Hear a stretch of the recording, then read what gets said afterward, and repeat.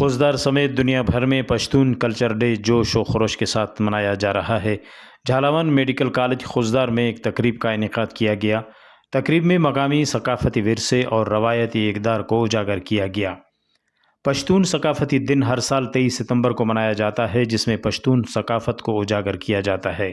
ہزاروں سال کے سفر میں بھی اس کی روایتی اقدار تبدیلی کے عمل میں کبھی رکاوٹ نہیں بنی۔ پشتون کلچر ڈے کا آغاز 2014 میں ہوا تھا۔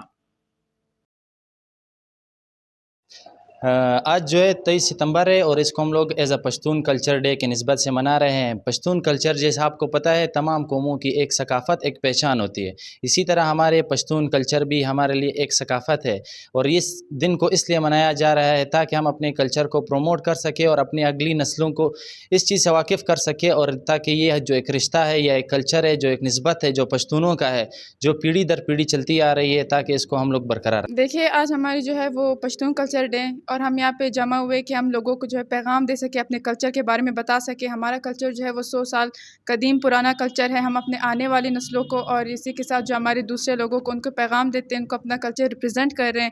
آج 23 ستمبر پشتون ثقافتی دن ہے۔ آج ہم یہاں پر اکٹھے ہوئے ہیں تاکہ ہم نوجوان نسل کو یہ پیغام پہنچا سکے کہ ہماری بھی ایک ثقافت ہے، ہمارا ایک رقص ہے، ہمارا ایک رواج ہے۔ تو یہاں اکٹھے ہونے کا یہی مطلب ہے کہ ہم لوگوں تک یہ پہنچا سکے کہ ہمارا بہت پرانا ثقافت ہے۔